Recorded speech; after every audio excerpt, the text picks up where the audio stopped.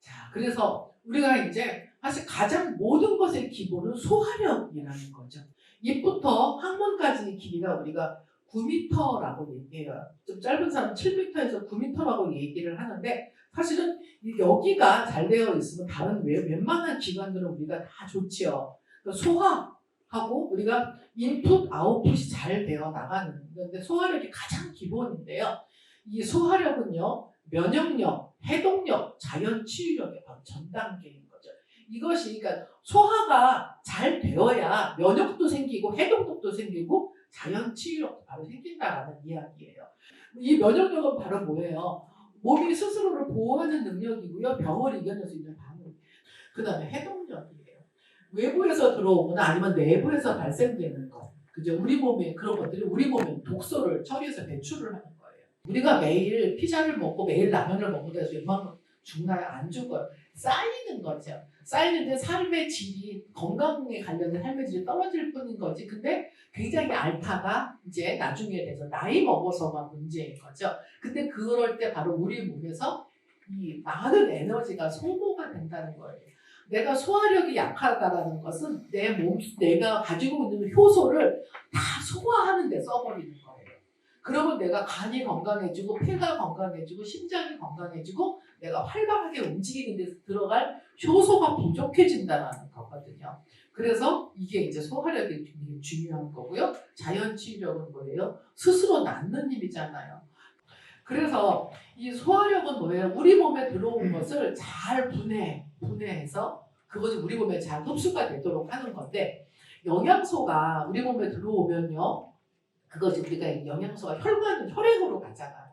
혈액으로 이게 영양소가 가서 이제 뭐 우리 몸에서 혈관을 만약에 내 몸에 있는 혈관을 갖다가 이제 큰 대동맥부터 시작을 해서 모세혈관까지를 쫙 길이를 만약에 잇는다 그러면 그 길이가 10만 킬로라고 해요. 그러면 그 길이가 지구 있죠? 지구를 2바퀴 반을 돌리는 길이가 내 몸 안에 혈관으로 들어있는 거예요. 그래서 그 몸 안에서 그 모세혈관까지 제대로 그 영양소가 그 혈액은 뭐를 갖다가 날라요.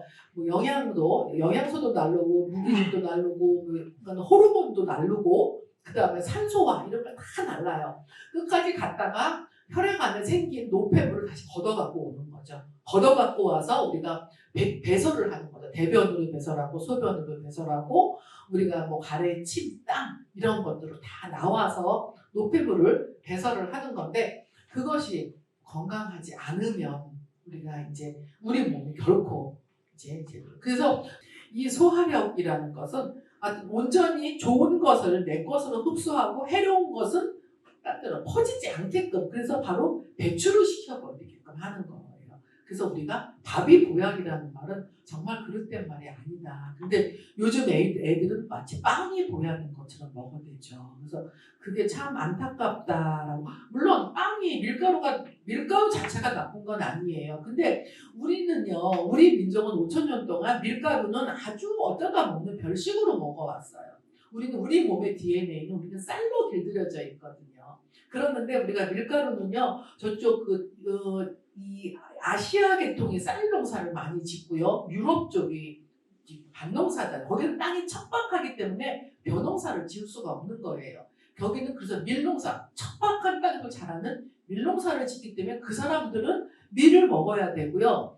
척박한 땅에서는 농사가 잘 안 되기 때문에 그 사람들은 그 육식을 고기를 먹어도 소화를 그만큼 시킬 수 있어요. 그래서 그 사람들이 우리보다 장의 길이가 짧죠. 우리가 훨씬 길어요. 그런 차이가 있다. 그래서 염증에 대해서 아까 제가 말한다고 설명을 드렸는데 우리가 급성염증과 만성염증이라고 분류를 할 수가 있어요. 사실은요. 급성은 별로 문제가 안 되죠. 바로 치료가 안 돼요. 급성은요. 원인이 세균이나 바이러스로 들어와요. 그래서 범위가요. 급성염증 우리가 어디가 골랐다. 어디가 빨갛게 부어올랐다. 이제 그런 것들인데요. 뭐 목이 물리건 하루 정도면 하루 이틀이면 가라앉지만 이제 우리 몸에서 생긴 급성염증은 3, 4주 이내면 나아버린다는 거예요. 이때는 정말 필요하면 우리가 진통 소염제를 먹을 수도 있고요. 해서 처리를 해버리면 되죠. 그런데 문제는 뭐예요? 만성염증이 문제라는 거예요. 만성염증은요, 우리가 뭐냐면 원인이 뭐예요? 여기는 딱 이렇게 있어요. 근데 이건 뭐예요? 몸이나 마음에 스트레스를 일으키는 모든 요소가 생기는 거야. 내가 만약에 오늘 스트레스를 너무 많이 받았어. 사무실에서 아니면 가족이 뭐 친구한테 뭐 약간 삐쳤어. 그러면 내 몸에 스트레스가 오면 기분이 나쁘잖아요. 그럼 그게 벌써 뭐를 만들어요? 내 몸에서 염증을 나도 모르게 어딘가에 가서 들어가 있는다는 거예요. 근데 그것은 또 뭐예요? 우리 온몸에 어디를 가서 만들어지는지 몰라요. 그리고 몸 전체로 퍼져버리는 거죠. 이 사람의 모습이 바로 만성염증이에요. 자, 나도 잘 몰라. 증상은요, 없거나 애매모호한 거예요. 잘 몰라요. 근데 우리 몸에서 병을 키워나가고 있는 거죠. 기간은 뭐예요? 그냥 수년에서 수십 년 동안 나를 지배를 하고 있는 거죠. 만성염증이라는 게. 그래서 만성염증의 증상들은 뭐예요? 통증이, 나는 통증이 좀 심한, 많이 아파. 머리도 아프고 여러 가지. 만성피로, 불면증, 우울, 불안, 변비, 설사, 속쓰림, 체중 증가, 잦은 감기, 부비동력, 방광염, 지병 이런 것들. 이 외에도 물론 많이 있지만 나는 이런 거 중에서 그렇게 몇 개가 내가 되네. 그렇다면 내 몸에 만성염증이 많이 퍼져 있다라고 생각을 하시면 될 것 같아요. 우선 가장 큰 원인은 뭐예요? 스트레스. 우리가 병원에 가가지고 내가 병명은 안 나오는데 맨날 아프다고 얘기하면 의사들이 결론 이렇게 내려주잖아요. 스트레스. 그다음에 우리가 축산물의 항생제라고 얘기하는데요. 우리가 이제 우리가 본래요. 젖소가 우유를 만들어내는 게 하루에 일반적인 소는요. 하루에 원래는 3리터를 만들어내는 게 자연스러운 거라고 얘기를 해요. 근데 이제 실질적으로 소가 얼마만큼을 하루에 우유를 만들어내느냐? 제가 자료에서 보고 33리터를 만들어낸다고 해요. 그러니까 나는 본래는 3리터만 만들어낼 수 있는 능력을 가졌는데 우리 인간이 얼마나, 이 만물의 영재인 인간이 얼마나 똑똑하고 영광스러워요. 모든 것을 많이 항생제를 주입을 하고 성장 호르몬을 주입을 하고 여러 가지 주입을 해가지고 11배를 만들어내는 거예요. 그러면은 이 축산물의 항생제를 우리가 항생제를 필요할 때가 있잖아요. 근데 항생제를 우리 인간들이 일주일 이상 먹으면 안 된다고 해요. 대신에 시간을 딱딱 지켜서 먹으라고 얘기하죠. 필요할 때 먹어야 돼요. 그러는데 항생제를 갖다가 아프지도 않는 소한테 항생제를 먹이는 이유는 뭐냐 하면요. 우리 몸에 염증이 생겼어요. 만성염증 같은 거. 염증이 뭔가 생겼어. 그럼 내 몸에 있는 모든 이런 저항세포들이 그쪽으로 몰려가서 염증을 가라앉히느라고 자기 자체 아까 자연치유력이라든가 해독력을 작용을 해요. 그러는데 그렇게 되면은 소가요. 우유를 만들어내지를 못해요. 우유를 만들어낼 힘을 전부 다 그 염증을 치료하기 위해서. 그렇기 때문에 미리미리 염증이 생기지도 않았는데 미리부터 항생제를 주는 거예요. 주고서는 그래야만 하루에 우리가 33리터라는 그 11배의 그거를 끄잡아내기 위한 한 가지 어떤 방법일 거죠. 그래서 사실 우유가 별로 좋은 음식은 아닌 거죠. 물론 우리가 식품 영양 쪽에서 하든가 노인들한테 꼭 우유를 드시라고 하는데 노인들은 좀 드셔도 돼요. 근데 우리가 성인이 돼서 우리가 이렇게 중장년층은 우유가 뭐 유방암, 남자들의 전립선암, 대장암 이런 쪽이 그렇게 같은 계통의 우리가 암이거든요. 그래서 우유는 드시지 말라고 얘기를 해요. 별로 좋은 음식이 결코 아니다라는 것. 그렇고 저도 이제 가끔 어쩌다가 우유가 먹고 싶을 때가 있으니까 그때 이제 우유를 그러면 잘게 먹으면 안 된다는 아니죠. 어쩌다 한번 먹고 싶으면 먹으면 돼요. 근데 내가 상습적으로 계속 우유를 사서 먹는 게 우유가 오히려 골다공증에 좋지 않더라고 또. 그래 그거는 아주 공인된 연구 결과죠. 오히려 그래서 그러니까는 유럽이라든가 미국 쪽에 사람들이 하루에 1리터 이상의 우유를 먹는 여성과 이 아시아 계통 우유를 거의 먹지 않은 여성들의 그 골밀도를 따져보면 오히려 그 유럽 여성들이 골밀도가 더 낮아요. 오히려 결코 이롭지 않다라는 거죠. 그 다음에 가공식품의 첨가물 문제라는 것. 생선의 중국성. 우리가 고기는 잘 안 먹어요. 축산물. 근데 생선도 조심하라고 얘기하잖아요. 많이 들으셨을 거예요. 특히 임산부 같은 경우는 일주일에 뭐 300g 이상은 생선을 먹지 말아라고 얘기하는 그렇게까지도 얘기를 해요. 그래서 생선은 큰 생선보다는 작은 생선을 먹으면 아실 거예요. 멸치라든가 작은 생선을 먹어야지 참치라든가 뭐 연어라든가 뭐 어쩌다 한 번씩 먹는 거는 그냥 뭐 먹지만 상시적으로 그냥 참치를 뭐 한 달에 한 번씩 먹으러 가자. 말이 한 달에 2번 이렇게 하지는 마시라는 거죠. 그 다음에 트랜스 지방. 지방은요, 다들 아시죠? 안 좋은 거. 근데 본래 식물성 지방은 좋다고 얘기를 하잖아요. 근데 이 식물성 지방에다가 마가린을 트랜스 지방의 대표가 마가린이잖아요. 근데 마가린, 제빵, 저도 제빵을 배웠었는데, 제빵을 배울 때 정말 선생님이 이만한 박스에다가 마가린 넣고 이렇게 푹푹 퍼줘요. 버터 넣고 하나요? 마가린 넣고 하죠.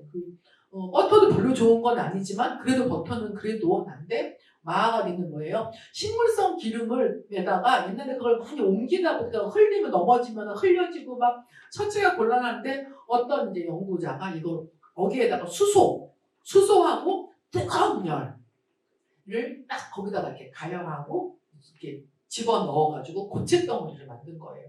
처음에는 그거 완전히 획기적인 발명이라고 너무나 막 그렇게 환호를 했죠. 근데 거기에도 트랜스 지방이. 그래서 이 지방은 우리가 운동화도 튀기면 맛있다고 하는데 어떻게 그럼 안 먹어요? 집에서 어쩌다 한번 해먹는 우리가 튀김은 그래도 그냥 한번 괜찮지만 우리가 사서 먹는 그 튀김은 오랫동안 계속 끓이는 튀김이잖아요. 매일매일 기름을 갈겠어요. 절대 그럴 일은 안 일어나잖아요. 그래서 튀김 집에서 많은 기름 써서 하는 것은 환경에도 그렇고 하니까 기름이 약간 조금 붙이는 것보다 조금 넉넉하게 해서 튀기듯이 살짝 해서 어쩌다 한 번씩은 우리가 또 먹어줘야 돼요. 먹고 싶어서. 그다음에 농산물의 잔류 농약은 그래도 요즘은 농약의 수준이 이게 좀 아주 완화돼서 좀 낫다고 하니까 깨끗하게 씻어서 먹으면 되잖아요. 자, 그리고 또 축산물의 호르몬. 요즘 아이들은 고기를 많이 먹어야 돼. 그래서 고기 먹이는데 저는 우리나라 아이들이 저렇게 키가 작지만 삐쭉 큰 아이들을 보면서 저 아이들이 건강하고 잘 먹고 성육이 돼서가 아니고 아마도 고기에 들어있는 우유에 들어있는 거기에 준 성장 호르몬 때문에 아마 저렇게 크지 않았을까라는 생각을 저 혼자는 하고 있어요. 네, 그거 잘 모르기는 하죠.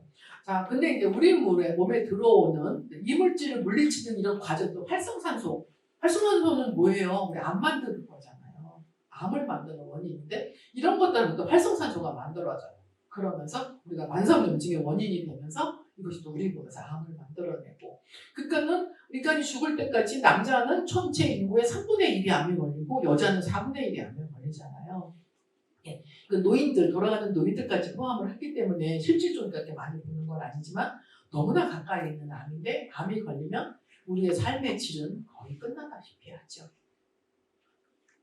그래서 근데 만성염증 그럼 치료하면 될 거 아니야. 치료하는 질병이 아니죠. 아까 원인을 모른다고 그랬잖아요. 스트레스고 뭐고 이야기는 하지만 그래서 원인을 알 수 없는 통증과 반복되는 감염인 거예요. 왜? 이유가 뭐야? 물, 토양, 공기, 오염된 환경 이런 것들이 이거 내 잘못 아니잖아요. 근데 우리 잘못 안에는 들어가죠. 우리 잘못 안에는 또 우리가 칼로리는 높고 비타민, 미네랄은 부족한 불균형이 비싼데 그러니까 저는 이렇게 건강한 음식에 대해서 공부하고 실천하고 하다 보니까 저는 요즘 코로나 때문에 우리 식당 잘 못 가면 저는 이제 사무실에 저는 도시락을 많이 싸갖고 다니거든요. 그 사무실에다가 이제 기본으로 김치하고 장아찌 이런 거 갖다가 놓고 집에서 아침에 한 요리 하나 하고 뭐 반찬 하나 하고 그 다음에 밥을 싸가지고 가는데 우리 같이 근무하는 젊은 직원들은요 도저히 그걸 못하더라고요. 어떻게 도시락을 싸우니에요. 그래서 나가서 먹거나 아니면은 시켜서 먹어요. 배달 음식을 먹어요. 근데 배달 음식 오는 거에는 이렇게 뭐 하는 그 위에 막 치즈 하는 거 그리고 케찹이 막 저는 배달 음식을 거의 그러니까 절대로라는 말은 못해요. 근데 거의 먹지 않거든요. 못 먹겠다라고 생각이 사실 그래요. 그리고 또 우리는 온종일 앉아서 생활하거나 활동하는 게 적고 과정은 스트레스이고 그래서 건강검진 받으면 문제는 없다고 하는데 그렇죠. 뭐 이거는 더 잘 아실 거예요. 우리가 텀블러 사용을 해야 되고 종이컵 그래서 여기도 우리 수녀님께서 우리 컵 빌려주셨는데 감사해요. 그래서 이제 만성염증과 동맥경화증을 이야기하면 우리 몸에요. 아까 제가 소화기관이 건강하면 우리 몸이 정말 걱정할 필요가 없다. 건강이 그 정도 수준인데 그 중에 가장 더 중요한 게 뭐예요? 혈관과 혈액이죠. 혈액이 우리 몸의 모든 것을 날라서 우리 몸을 다 구석구석까지 10만 킬로가 되는 그 구석구석까지 우리 몸에다 영양소와 호르몬과 산소와 이런 것들을 다 날라주는데, 그래서 이렇게 혈액이 이런 역할을 해요. 영양소를 운반하고 나쁜 것을 걷어오고. 그때 우리 몸에서 혈관이 딱딱해지고 좁아지는 상태, 이런 상태가 만들어지면은 이분은 틀림없이 이제 이 사람들 고지혈증이겠지만 이 사람도 고혈압도 가지고 있겠죠. 고혈압이 뭐예요? 여기서 나가면 피가 샥 나가야 되는데 여기서 멈추니까 여기는 지금 이제 거의 멈추기 직전 그 경세고 이 혈관이 심장으로 가면 뭐예요? 심근경색. 뇌로 가면 뭐예요? 뇌경색. 이게 되는 거죠. 근데 우리가 이거 스탠스 박아가지고 뚫기는 하지만 그러니까 10만 킬로가 되는 것에 우리가 스탠스 다 박을 수도 없는 거고요. 어떻게 하겠어요? 결국 고칠 수 있는 것은 뭐다? 음식과 운동이다라는 거죠. 그래서 토끼한테요, 프리아닌 가공식품하고 육류를 줬던 혈관 내벽에 토끼도 변화가 당연히 일어났죠. 얘네가 인간도 일어나는데 안 일어나겠어요? 제가 이런 강의를 예전에 하는데 어떤 분이 그러시더라고요. 우리 집 강아지한테 맛있는 과자하고요, 고구마하고를 딱 두 개를 놓고 얘를 못 먹나 봤대요. 과자 안 먹는데요. 얘가 고구마를 먹는다는 거예요. 그러면 우리는 과자가 더 달고 막 고소하고 막 지방이 들어가니까 고소하고 설탕이 들어가니까 달고 이러면서 우리는 그걸 짓지만 얘네들은 짐승들은 아는, 강아지는 아는 거예요. 내 몸에 어떤 게 이로운지 본능적으로 알기 때문에 그렇다라는 거. 그래서 만성염증은요, 현대인의 질병의 원인인 거죠. 그래서 아까 제가 암 있었는데요. 물론 만성염증은 노화가 되면 생기기도 해요. 자, 그래서 우리가 신경계 질환. 그래서 지금 만성염증에는요, 치매까지도 지금 얘기를 해요. 근데 사실 치매는요, 요즘 치매가 왜 이렇게 많아요? 80세 이상은요, 치매 환자는 전체 노인인구 20%가 치매가 걸려요. 근데 이제 점점 더 늘어날 거라고 보고 있는데 치매까지도 만성염증의 원인이라고 합니다. 우리가 생활습관병이라고 하는 게 고혈압, 고지혈증, 당뇨, 그다음에 비만, 암, 이제 치매까지도 들어가는 게 바로 생활습관병인데 생활습관병에서 나온 것이 바로 이제 그게 만성염증인 거죠. 신경계 질환 다 들어가요. 대사질환, 당뇨 이런 것들요. 근골격계 질환, 피부 질환, 만성 피로, 심혈관 질환, 만성 염증성 질환 이런 것들이 전부 다 우리가. 그래서 전립선 같은 경우 남자분들 같은 경우에는 연령대 따라 60대면 60%, 70대면 70%. 전 정말 그건 잘 모르겠는데 그 정도로 전립선에 관련된 이게 안 좋은 게 많다라고 이야기를 하기도 하죠. 그래서 이제 만성 염증을 줄이는 식사법은 뭐냐? 그러면 맛있게 먹는 건강한 항염증 식사. 아마 다 그냥 이건 제가 말씀하면 다 아실 거예요. 밥이 약이 되는 밥상이라고 이야기를 하는데 소식, 이게 소자는 적을 소고요. 이건 하나는 채소 소이기도 하고 거칠 소이기도 해요. 그러니까 적게 먹고 거친 음식을 먹자라는 거죠. 그래서 저는 요즘 아니고 이제 야채를, 채소를 많이 먹는데 젊은 애들이 왜 샐러드 굉장히 좋아하잖아요. 그래서 우리가 뭐 패밀리 레스토랑 가면은 샐러드 이렇게 한 접시에 막 2만 원 막 그렇게 받잖아요. 그죠? 너무 아까운 거예요. 그 채소를 만약에 뜨거운 물에 살짝 넣어갖고 데쳐가지고 한번 꼭 짜보면은 과연 그 샐러드 한 접시에 있는 채소가 얼마만큼 될까? 한 주먹도 안 될 거예요. 그죠? 근데 거기다 리코타 치즈 몇 개 올려놓고 올리브유하고 이렇게 조금 뿌려놓은 다음에 2, 3만 원씩 받죠. 근데 가장 이제 채소를 물론 생으로 먹는 것도 굉장히 좋지만 가장 좋은 요리가 뭐다? 채소찜이다. 채소찜. 그러면 채소찜은요, 어떻게 해서 드시면 좋냐면, 작은 찜기를 항상 그 싱크대에 항상 놓으시는 거예요. 근데 그 찜기가 요즘은 전기 이렇게 조그만 거 몇만 3, 4만 원이면 사더라고요. 그것도 뭐 이번에 하나 샀는데, 그냥 스텐 찜기 가스레인지에 쓰는 거 쓰다가 이번에 더 쉽게 하려고 샀어요. 브로콜리 같은 거는요, 물에 넣고 해서 1분, 2분 삶으면요, 좋은 거 다 빠져나가요. 브로콜리 30초 이상이 넘어가면 안 돼요. 근데 그러면 집에 냉장고에 막 채소 많이 있으시잖아요. 여러 가지 무도 있고 배추도 있고 양파도 있고 당근도 있고 감자 막 이런 거 막 있는데 뭐 감자 같은 거 밥에다가 넣고 쪄서 밥할 때 한두 개 넣어서 드시면 좋지만 그냥 채소는요. 감자는 좀 오래가 감자는 빼세요. 그 찜기에다가 뭐 무도 있고 양파도 있고 아무거나 뭐 넣으시는 거예요. 거기다가 우엉도 만약에 있어 우엉도 조금 넣어도 돼요. 그렇게 해서 거기서 살짝 찌면은 아주 짧은 단기간에 바로 쪄져요. 그러면 그거를 무엇에 먹는다? 그거를 이렇게 그럼 한 접시 거리만 찌면 그날 오늘 한 끼 식사에 식구도 같이 먹을 수 있어요. 그러면 거기에다가 된장, 쌈장, 된장 그거로다가 쌈장 찍어 먹는. 사실 된장은 생된장으로 먹는 게 가장 좋거든요. 생된장으로 드셔야 거기에 있는 효소라든가 좋은 균들이 다 내로만 들어오는 거거든요. 된장을 푹푹 끓이면 그 안에 있는 사실은 그 좋은 것 다 죽어요. 근데 거기에 물론 우리가 아까 프리바이오틱스 그러니까 뭐냐면 식이섬유는 프리바이오틱스는 바로 식이섬유를 말하는 거예요. 그 식이섬유는 우리가 먹는 거 나쁜 건 아니에요. 가능한 그래서 된장찌개를 끓일 때 가능하면 청국장은 특히 그렇고요. 가능하면 끓일 때 다른 거 다 끓이고 맨 마지막에 넣어서 살짝 드시는 게 좋다라는 거죠. 그래서 우리가 그 다음에 전통 한식, 지중해식 식사 이렇게 하는 거 먹자. 이제 채소, 콩류 이런 거 나오죠.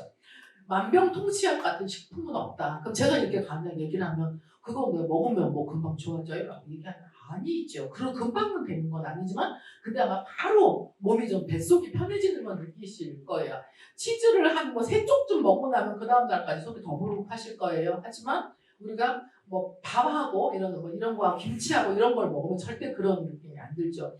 소화가 혹시 안 될 때도요. 우리가 집에서 담은 정통 된장 내가 담았건 누구한테 얻었건 상관없죠. 내 입속에 들어가는 거는 얻어서 뭐 상관없어요. 그런 거 잘 담고 좋아하는 분하고 친하게 지내면서 얻어 먹거나 조금 이제 하면서 사례하고 이제 드시면 되죠.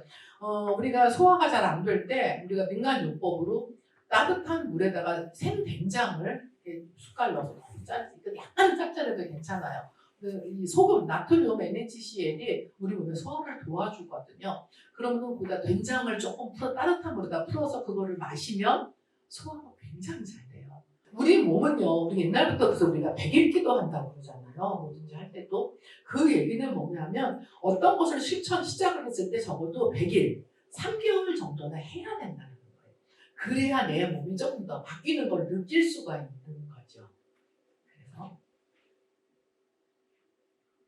그래서 이제 만성염증을 줄이고 하는 생활 습관이 뭐다 줄이고 걷고 숨쉬자라는 거예요. 체중이 아닌 체지방을 줄여야 되는 거고요. 그래서 걷고 뛰지 말고 걷는 것. 우리가 운동을 할 때도요. 많이들 뭐 요즘은 워낙 좋은 유튜브가 많아가지고 우리가 많이 배워서 하는데 그거 배우는데 실천을 하지 않으면 의미가 있겠어요? 의미가 없잖아요. 그러는데 내가 만약에 하루에 30분을 걷겠어. 30분은 좀 너무 작긴 하지만 30분 그러면 한 5,000보 되나요? 그러는데 30 걷는데 그것을 한 번에 30분을 걷는 것보다 밥을 먹고 나서 10분씩 나누어서 걷는 게 더 좋다라고 이야기를 해요. 그러니까는 우리가 항상 움직이는 생활을 일상화하라는 어떤 그런 거일 수도 있어요. 그리고 우리가 복식호흡 잘 아시잖아요. 깊고 느리게. 복식호흡은 종양, 괴사인자를 감소시킨다는 연구 결과가 있다. 그래서 들숨과 날숨이죠. 들이쉬고 내쉬는데 들이쉬는 우리가 교감신경과 부교감신경이 어떤 건지 잘 아실 거예요. 교감신경은 우리가 우리를 긴장되게 하고 몸을 하게 하고 의욕을 가지게 하고 우리를 급하게 하게 하는 것이고요. 그다음에 부교감신경 우리를 이렇게 편하게 쉬게 하고 느려지게 하는 이런 거잖아요. 그런 것들. 복식호흡을 우리가 4, 7, 8 요법이라고 그러잖아요. 그래서 들으실 때 4, 그 다음에 머물러서 7, 그 다음에 내쉴 게 8이라는 거죠. 그래서 아까 장속 미생물 한다고 그랬어요. 그래서 사실이요, 인간이요, 처음 이제 세포가 만들어지면은요, 이렇게 세포가 만들어지면 처음에 입이 만들어져요. 입이 만들어지고요, 그 다음 만들어지는 게 항문이 만들어진다. 이게 만약에 세포가 이렇게 해서 끝에서 끝까지 선이 하나가 쭉 퍼져요. 그러면서 우리가 이게 자라면서 엄마 뱃에서 그 자궁에서 자라면서 중간에 이제 심장도 만들어지고 폐도 만들어지고 위도 쭉 만들어지는 거예요. 가장 만들어지는 게 입하고 항문이거든요. 그러니까 장이 그만큼. 그래서 우리가 장은 뭐라고 그래요? 제2의 뇌라고 얘기하잖아요. 스트레스를 받으면 머리가 아프기도 하지만 설사를 하기도 해요. 저는 설사를 하는 스타일이었어요. 그래서 뭔가 스트레스를 쫙 받으면 바로 설사가 나요. 그거를 이겨 못하기 때문에 그만큼 우리가 대장이 중요한 건데요. 우리가 아침마다 화장실을 가면 그래도 굉장히 건강한 상태인 거죠. 대변의 절반은 뭐다? 장내 세균 혹은 장내 세균의 시체에 달하는 거예요. 그래서 우리가 장이 하려면 조건이 유익균, 유해균, 기회 감염군은 중간균이라고 이야기해요. 얘는 좋지도 않고 나쁘지도 않은 애들이에요. 근데 유익균은 10개 중에서 3개 정도가 있고요. 유해균은 1개 정도가 있어요. 이건 지금 건강한 장애 이런 거예요. 중간균이 6개가 있어요. 근데 내 몸이 건강해질수록 얘가 어디로 가요? 유익균으로 가죠. 그래서 유익균이 한 9개쯤 되기도 하고 8개, 7개가 되기도 하고 유해균은 1개 이렇게 정도. 근데 유해균이 또 아주 필요 없다? 아니에요. 필요 있어요. 유해균도. 얘네는요 외부에서 들어오는 더 해로운 균 있죠. 대장균, 콜레라균 막 이런 거. 얘네들 때문에 얘네도 있어야 돼요. 그러니까 세상은 다 조화로운 거잖아요. 이렇게 만들어야 되는데 사실 이렇게 만들기 위해서 아까 제가 왜 야채 찜 말씀드렸잖아요. 채소찜. 이런 것들이 굉장히 유익한 음식이라는 거죠. 그래서 또 한 가지는 소장은 우리 장관 면역의 주인공이라고. 제가 아까 입에서부터 항문까지가 9kg라고 얘기를, 9m라고 얘기를 했어요. 9m인데 그 중에서 7m 정도가 소장이에요. 소장. 나머지가 입부터 대장 다 포함해서 위장 길이 다 포함해서 그 길이가 뭐 이제 2m 정도, 좀 짧은 사람이 약간 차이가 있겠지만요. 그러면 소장이 우리 몸의 대부분을 차지하고 있는 거예요. 그래서 우리가 이제 그냥 만약에 소하고 비교한다 그러면 곱창이 소장인 거죠. 그리고 막창, 대창이 대장인 거예요. 근데 우리가 먹을 때 소곱창 먹을 때 곱창은 먹어도 대창은 절대 먹지 말라고 얘기를 해요. 대창의 맛은 있지만 절대 드시는 것은 그건 완전히 지방 덩어리를 이렇게 딱 뒤집어갖고 지방 껴가지고 그것을 먹는 거고요. 소장은 영양 덩어리인 거죠. 우리 몸에서 위에서 소화가 돼가고 찌그러진 대장으로 가고 소장으로 가는 것은 영양 덩어리가 가기 때문에 그것도 괜찮다라고 얘기하는 거예요. 우리 몸에서 암에 걸리지 않는 장기가 예전엔 2개라고 지금 1개라고 얘기를 해요. 근데 심장암 들어보신 적 없죠? 없어요. 계속 뛰기 때문에. 그리고 가장 뜨거운 장기예요. 심장이 아주 뜨거운 장기이기 때문에 이 폐가 외부에서 우리가 공기를 들이쉬면 피로 가잖아요. 시원한 공기가 들어가서 심장의 뜨거운 열을 식혀주는 거예요. 그래서 이제 심장이 제대로 돌아갈 수 있게끔 만들어주고요. 그 다음에 대장이 이제 수분을 흡수하잖아요. 뜨거운 소장을 이 대장이 또 너무 뜨겁지 않게 식혀주는 거예요. 근데 요즘은 소장암은 가끔 생겨요. 근데 소장암에 걸리는데 임상 자료가 너무 없기 때문에 걸리면 대부분 그냥 가요. 사망을 해요. 그만큼. 그래서 우리가 음식을 드실 때요. 요즘 젊은 애들은 뭐 얼어 죽어도 얼죽 알아고 아메리카노 찬 걸 드시는데 절대 그러시면 안 되죠. 근데 만약에 내가 차가운 거 아이스크림도 좀 먹고 싶고 만약에 팥빙수도 먹고 싶을 때에는 먼저 속을 데우셔야 되죠. 내가 점심을 따뜻한 칼국수나 따뜻한 무슨 뭐 해장 무슨 뭐 북엇국 이런 따뜻한 음식을 좀 먹은 다음에 찬 거가 들어가면 우리가 견뎌요. 그 다음에 소장의 장관 면역의 주인공은 유산균이라고 말하죠. 유산균. 김치에 많은 거예요. 유산균. 그 다음에 대장은 장내 세균이 하나가는 전쟁터인 거죠. 비피더스 뭐 우리 뭐 요구르트 이런 거 뭐 아실 거예요. 건강한 대변은 어때요? 이 색깔이 좀 맞아요. 우리가 황토색에다가 갈색이 섞인 대변이에요. 나는 대변 색깔이 약간 초록빛, 약간 푸른빛이 돌아. 그것은 내가 먹는 그 영양소가 흡수가 제대로 안 되는 거예요. 내가 오늘 10만 원짜리 아주 비싼 뭐 오마카세를 먹었어. 근데 내가 제대로 건강한 대변을 보지 못하는 것은 우리가 말해 비싼 똥. 비싼 음식을 먹어서 그것이 내 몸에 영양으로 간 게 아니고 비싼 똥을 만드는 거나 마찬가지야라고 하는 거예요. 우리가 비록 밥과 된장국과 김치를 먹었는데 건강한 대변을 본다면 그게 정말 귀한 음식이 되는 거죠. 대변은 우리가 껍질 깐 바나나 정도의 굵기에서 그거를 한 2개 정도의 양, 그 양으로는 250g 정도가 가장 적절한데 대변의 양이 많은 것은 별로 상관이 없죠. 괜찮은 거예요. 양이 많은 것은 그만큼 식이섬유가 많이 들어갔다는 이야기인 거고요. 근데 또 우리가 봐야 될 양과 질과 색과 냄새, 형태인 거죠. 그래서 나는 대변에 화장실을 갔을 때 민망해서 꼭 환풍기를 틀어놔. 냄새가 너무 심해서 그것은 문제가 있는 거예요.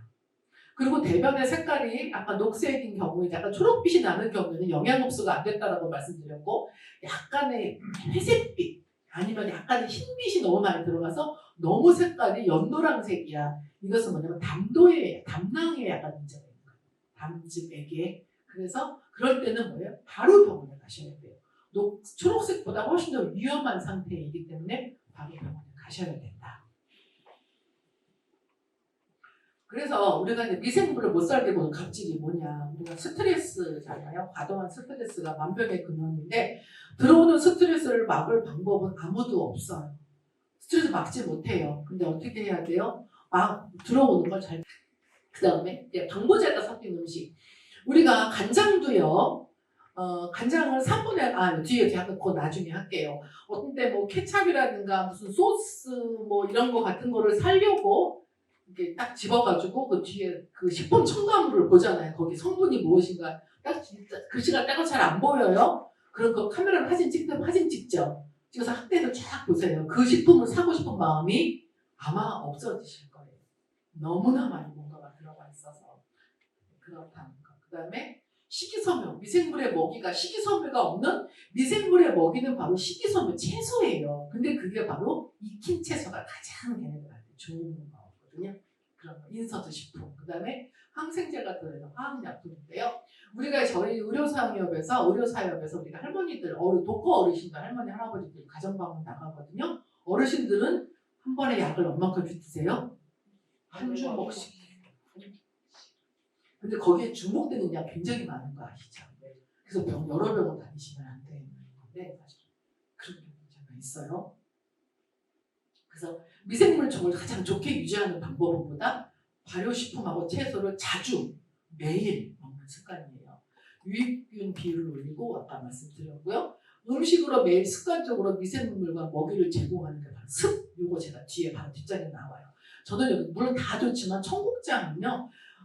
사실 청국장하고 낫또가 있잖아요. 사실은 낫또하고 청국장은 균의 종류가 달라요. 낫또균은 굉장히 균의 종류가 적죠. 거의 3-4가지 정도밖에 안 돼요. 청국장은 종류가 굉장히 많아요. 제가 습이라는 단어. 이게 깃털 우자예요. 요거는 흰백자긴 한데 100백으로 저희가 그냥 제가 할게요. 이킬습이에요.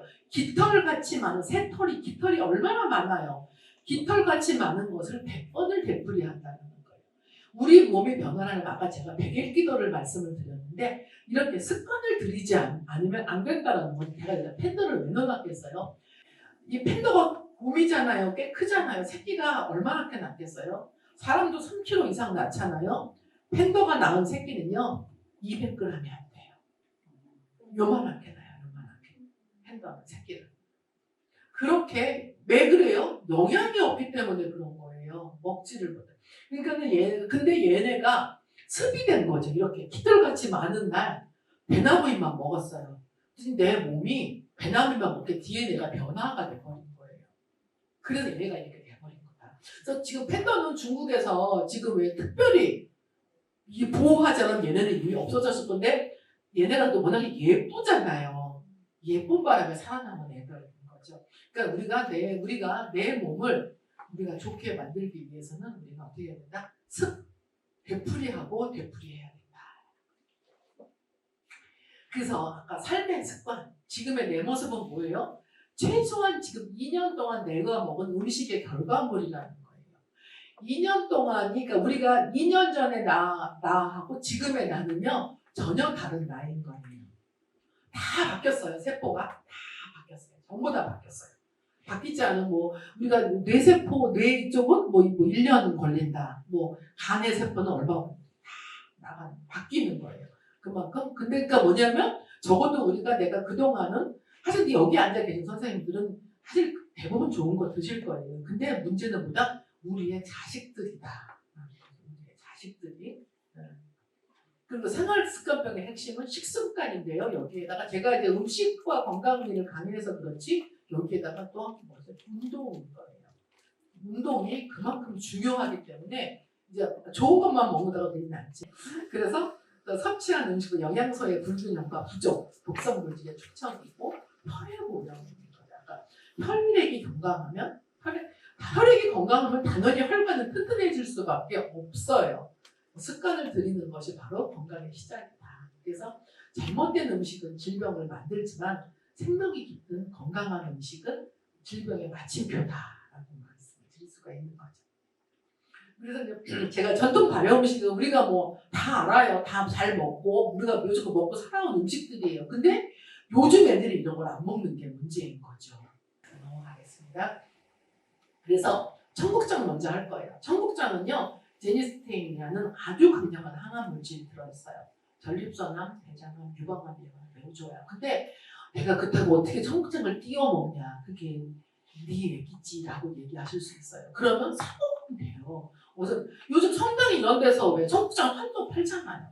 그 수녀님들이 만드시기도 하고 막 그런다 하고 사 먹으면 돼요. 그래서 이 청국장은요, 몸을 따뜻하게 하고 긴장도 풀어지고 우울증을 낫게 합니다. 노화, 면역력 여러 가지. 우리가요, 된장이든 청국장이든요, 우리가 사실은 콩을 먹는 게 아니라고 얘기를 해요. 콩을 적당한 그 온도와 수분과 이런 거 적절하게 맞춰주면 얘가 어떻게 돼요? 미생물이 달라붙고 콩을 막 먹어요, 얘네가. 콩을 먹어서 거기에서 자기 몸에서 유익한 균을 막 강력한 항약 물질을 만들어내고요, 막 이렇게 돼요. 그래서 이거는 생으로 먹거나 잠깐만 끓여서 먹는데 가장 좋은 건 생으로 먹는 거다. 그래서 청국장을 가장 효과적으로 먹긴 다시마나 김에 싸서 먹는 것이에요. 이게 뭐냐면 해조류에 있는 미네랄과 콩의 오메가3하고 합쳐지면 흡수율이 높아지는 거예요. 그래서 청국장 찌울 때에도 이렇게 다시마를 좀 채쳐가지고 같이 넣어서 띄우면 훨씬 더 유익하고 맛도 좋고 그렇다고 해요. 그래서 제가 그 낫또 먹는 분한테 야 청국장이 훨씬 좋아 그랬더니 그러면 근데 낫또는 소스를 주잖아 그래요. 그래서 제가 집에서 만들어 보니 간장하고 식초하고요 매실 액기스 있죠? 조금 넣어서 하시면 소스가 아주 맛있게 돼요. 그렇게 하시면 되고요. 그다음에 간장은요 콩이 가지고 있는 식이섬유는 없지만 뭐예요? 콩의 액기스는 다 우리가 왜 소고기 이런 거 끓이면 고기가 더 맛있어요? 국물이 맛있어요? 국물이 맛있잖아요. 바로 간장이에요. 그게. 그래서 여기에는 굉장히 좋은 그 세포막을 만드는 레시틴이라든가 여러 가지 필수알력이 있고요. 간의 해독작용도 있고요. 그래서 우리가 요즘 봄나물 많이 나올 때 봄나물 무쳐 먹을 때요. 물론 고추장으로도 무치고 하지만 조선간장, 국간장은 살짝 넣고 봄나물 무칠 때 마늘 넣어요? 마늘 넣지 마세요. 봄나물의 향기를 다 잡아먹어요. 어쩌면 시금치나물 같은 거 할 때도요 마늘 같은 걸 안 넣는 게 훨씬 더 맛이 있어요. 그리고 봄나물 할 때도 파만 조금 넣거나 말거나 하는 게 좋아요. 그 재료 그 자체로 드시는 것이 훨씬 더 유익하다라는 거죠. 간장을 보세요. 우리가 집에서 만드는 간장은요 콩하고 소금하고 물밖에 안 들어가요. 이거밖에 안 들어가요. 사는 간장은요 이거 외에도 많아요. 이 스테비오사이드가 저번에 떴던데요. 이거 굉장히 나쁘다고 떴더라고요. 그렇죠? 뭐 이거 먹으면 이렇게 당이 뭐 설탕이 안 넣어가지고 살이 안 찐다고 막 먹어댔는데 이것이 우리 뭘 만들지 몰라요. 네. 자, 된장이요. 된장은요 사실 그래요. 그래서 매주를 띄우는 일은 힘들어요. 매주를 사면 됐죠.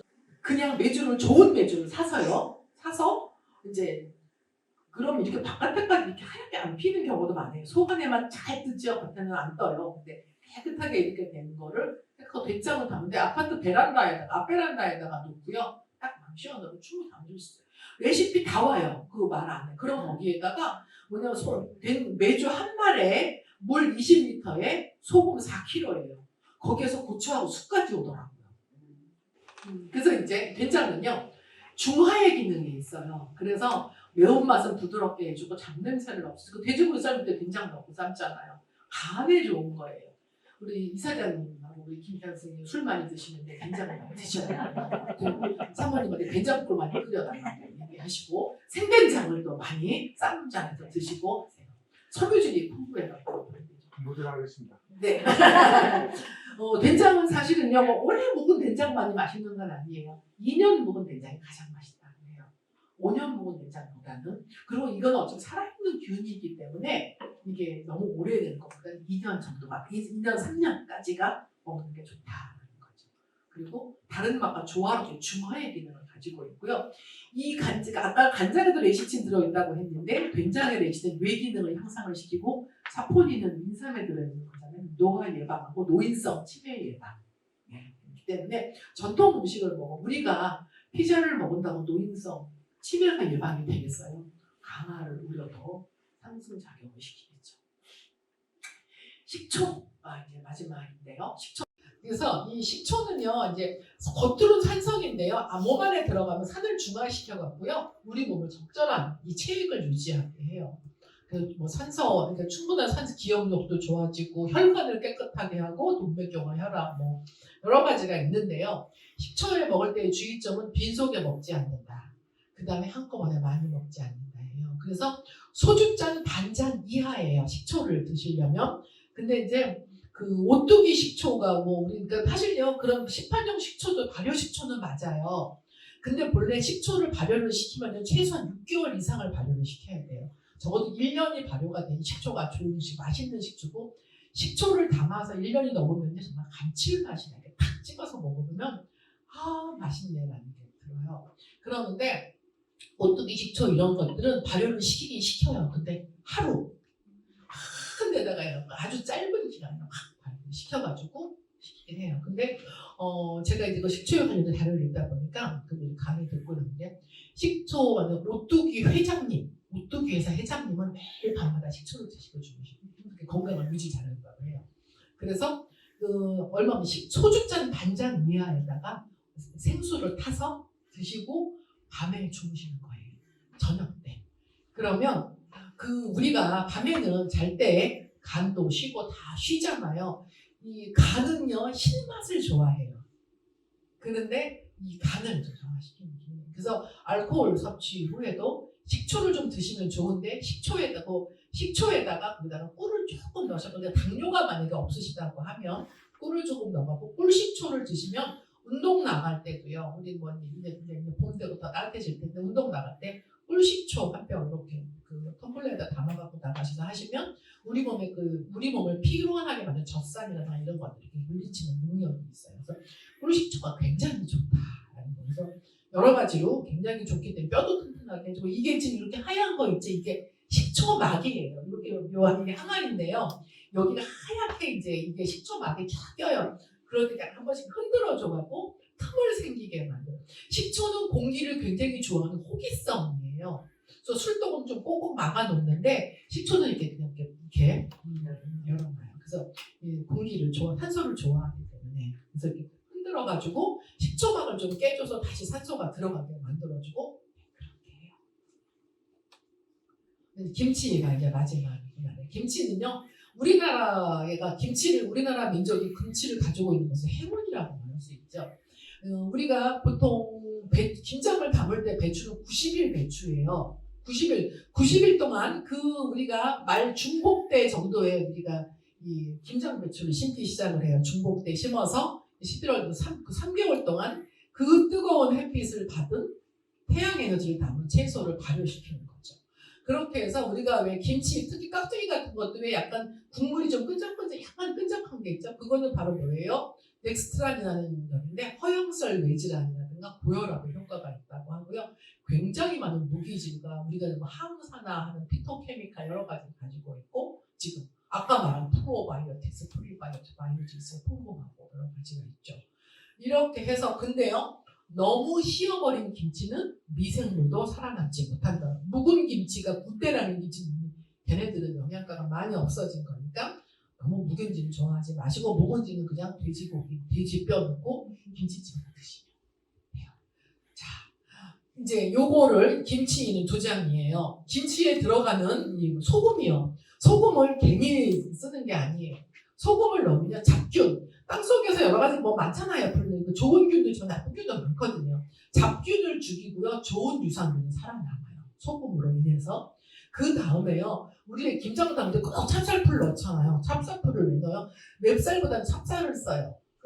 근데 이게요. 호화된 당분, 찹쌀풀을 묽게 써갖고 넣으면 얘는 어떤 역할을? 유산균의 좋은 먹이가 돼요. 그래서 찹쌀풀을 넣는 거예요. 그 다음에 근데 거기에다가 밀가루 풀을 써놓는 것보다 찹쌀풀이 훨씬 좋은 거죠. 수입 밀가루다가 하는 거기에 얼마나 많은 방부제하고 약이 들어간 거를 넣으면 제대로 되겠어. 찹쌀풀을 반드시 쓰는 거예요. 쌀하고 찹쌀하고 좀 달라요. 찹쌀은 조금 더 단맛이 조금 더 많잖아요. 그래서 더 좋은 거고요. 여기에 좋은 게 무에는요. 우리가 왜 생무 먹으면 그윽하고 트름 나오잖아요. 그게 왜 그래요? 아밀라아제는 소화 효소가 있기 때문이에요. 그러는데 이 무에 있는 아밀라아제가 찹쌀풀을 분해를 해요. 그래가지고 유산균이 잘 먹게 만들어 놓는 거예요. 얘네들이 다 상호 협조해서 김치를 만드는 거지 우리가 멋으로 무를 넣고 마늘을 넣는 게 아니라는 거죠. 마늘은 향균 작용, 마늘은 세잖아요. 항암 효과. 그래서 여러 가지 작용을 하는데 김치에 들어간 마늘은 뭘로 바뀐다? 바로 슈퍼마늘로 바뀌어요. 그래서 마늘은 좀 넉넉하게 넣으시는 게 좋죠. 좋아요. 그래서 마늘은 혈액을 맑게 여러 가지 너무 많아요. 콜레스테롤을 도와주고 소화를 잘 되게 하고 면역력을 높아주고 유산균 발효가 더해지면 아주 강력해져서 너무 그래서 익히면 알리신이 파괴가 되니까 우리가 마늘도 근데 우리가 마늘을 먹을 때요 생마늘 이렇게 우리가 이제 마늘을 찢거나 이렇게 썰거나 편으로 썰어서 뭔가 요리를 할 때 마늘을 찧어서 바로 찌개에 넣는다 라는 것은 그 좋은 알리신이라는 좋은 요소를 이용하지 못하는 거예요. 찧어서 적어도 10분 정도는 이 바깥에다 둬야 돼요. 그래서 마늘은 찧어가지고 통에 담아서 이렇게 꺼내서 쓰는 것이 유리하세요. 그런데 그래서 만약에 근데 급할 때 이렇게 찌더라도 내가 국이나 찌개를 하려고 그러면 찌어가지고 잠깐 뒀다가 쓰세요. 그게 훨씬 더 유익한 거고요. 새우젓이 매우 중요한 거예요. 새우젓을 담을 때요. 바다에서 새우젓을 많이 잡아갖고 그걸 수돗물로다가 싹 닦아가지고 소금 뿌려서 새우젓 담으시겠어요? 아니죠? 우리 강화에 가면 왜 우리 그 시장에 가면 이렇게 대명한 포구 이렇게 가면 한 말 담아주세요. 그러면 한 말 쑥 퍼가지고 소금 확 뿌려가지고 확 담아서 지어주잖아요. 그냥 먹잖아요. 그게 왜 그러냐? 바닷속에 있는 여러 가지 그 수많은 바다는 우리 인간이 우리 생물이 탄생하기에는 바다가 가장 기원이잖아요. 오리진인 거죠. 이 바다에 들어있는 그 새우의 몸에 많은 그 균들이 유산균 여러 균들이 붙어갖고 오는 거예요. 거기에다가 소금을 넣으면은 뭐예요? 잡균은 죽고 좋은 건 살아남아요. 얘가 그래서 이 새우젓이요. 그래서 어떤 그 사례에도 왜 새우젓이 어떤 암 환자한테 다 죽어가게 됐대요. 어떤 분이 새우젓 육젓이 아니에요. 추젓이에요. 육젓은 크기만 하고 사실 육젓이 굉장히 비싼데 육젓이 더 좋다고 안 해요.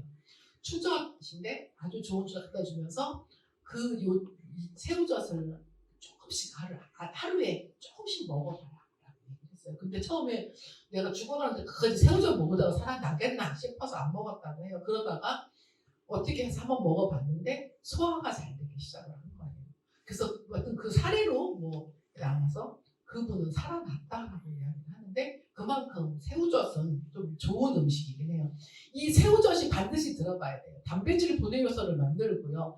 펩타이드, 아미노산, 핵산이 만들어져서 묘한 감칠맛이 나는 거예요. 그래서 새우젓의 아미노산은 유산균의 먹이가 되어서 유산균을 마구 증식을 해주는 거죠. 반드시 새우젓을 넣어야 되고요. 고춧가루가 넣은 백김치, 김치가 백김치보다 유산균이 1000배가 많다고 해요. 그래서 이제 고춧가루는 여러 가지 또 신진대에서 향상을 해주고 여러 가지 이렇게 하는 건데, 그래서 이렇게 다 이런 것들이 들어가야만 제대로 된 김치가 만들어진다라는 거죠. 건강차인데요. 건강차 이제 마지막이에요. 사실 이건 다 동의보감에서 가져온 자료예요. 동의보감은 신뢰할 만한 자료죠. 동의보감은 내 몸에 맞는 약초를 선택을 해서 스스로 실천할 수 있는 건강 실천법이에요. 그 다음에 가장 간단하고 쉬운 건강관리 비법이고요. 가장 간단하고 편하게 오래도록 함께하는 거예요. 요거가 지금 요거는 진피고요. 귤 껍질이요. 요거는 환기 쓸어놓은 건데요. 약초라고 할 것도 별로 없어요. 그냥 편한 건데요. 청봉 진피자 한국 여기 약재상에 가면 다 대형 마트에도 팔기도 해요. 청봉과 진피를 각 20g. 진피는요 귤 껍질인데요. 유기농 귤이라면 그냥 이제 까먹고 이렇게 잘라서 말리시면 되는데요. 이 진피가 몸을 따뜻하게 하고 굉장히 좋아요. 그리고 소화하기 가능하게 하고요. 유기농 귤이 아니라면 이제 먼저 드시기 전에 깨끗하게 닦아서 그 다음에 껍질 해갖고 말리면 말리기도 굉장히 잘 말라요. 근데 이거는 이 진피 뭐 청고가 없으면 진피만 소화를 돕고 이러기 때문에 굉장히 좋기 때문에 쓰실 수 있어요. 그래서 우리가 동의보감에 이렇게 나와요. 십병구담이라고. 우리 몸에 질병의 10가지 병의 9가지의 원인은 뭐다? 담이다. 담은 뭉치는 거죠. 혈액에 뭉치고 어떤 그런 어혈이라든가 우리가 진액이라고 하는데 담이라는 게 그냥 우리가 쉽게 얘기하면 가래라고 보시면 우리 몸 안에 가래라고 보시면 되는 거죠. 그런 것들이 이렇게 뭉쳐 있어서 우리 저도 옛날에는 요즘은 담에 걸리잖아요. 옛날에 담이 걸리면 이렇게 몸에 돌다고 해요. 담이 돌아 그러잖아요. 그것들이 돌고 있는 거죠. 내 몸에서. 그래서 그게 뭔가가 해서 담은 몸 안에 형성된 걸쭉하고 탁한 병적인 물질이라는 건데 이제 여러 가지 두통이 오는데 이거를 풀어주는 건데 얘하고 얘가 확 풀어주고 이게 온화한 약성이기 때문에 이것이 이제 그 우리 몸에 전혀 저기 하지가 않다. 이게 쌍화탕이라도 다 들어가는 재료기도 해요. 천공 같은 경우에는. 알레르기 알레르기 비염에 좋은 신이차인데 이제 목련이 피기 시작할 거예요. 목련인데 알레르기 비염에 이거 굉장히 그다음에 작두콩도 이제 알레르기 비염에 좋다고 이야기를 하는데 이게 목련의 꽃봉오리예요. 그렇다고 해서 내가 꽃봉오리 따서 내가 만드시는 건 하지 마세요. 그 아름다운 꽃 상태도 미안하게 심하다. 그러면 이 신이 목련꽃 꽃봉오리를 해서 근데 이런 것들은 어떤 장점이 있어요? 내가 그냥 알아서 끓여서 먹어도 뭐 내가 여기서 이제 신이를 5개에서 10개 2배를 넣어도 괜찮은 거예요. 물 1리터 좀 크게 끓여 먹어도 되고 좀 진하게 끓여 먹어도 상관이 별로 없는 거예요. 음식이기 때문에 못해요. 이건 물론 뭐 음식이라는 약 요즘 뭐 꽃도 먹고 다 그러잖아요. 그렇기 때문에 큰 문제가 없으니까 이렇게 해서 그냥 차차만 마시면 된다. 거죠. 진피 모가차예요. 이거 우리 과일이죠. 목과 코의 병은 모두 스트레스가 원인인 거예요. 스트레스로 목과 코의 병이 생긴다. 하는데 우리가 또 그래요. 관절도 그래요. 허리가 아프면 무릎이 아파져요. 무릎이 아프면 허리가 아파져요. 다 연결되는 병들이거든요. 근데 모가와 스트레스는 모가는요 스트레스를 생긴 담을 제거하고요. 진피는 맵고 쓰고 따뜻하고 뭉친 기를 풀어주고 소화에 좋아요. 얘를 섞어서 차를 끓여 마시면 좋다. 뭐 안 그러면 얘 하나만 마셔도 되고 얘만 먹어도 되고 다 음식이기 때문에 아무 상관이 없다.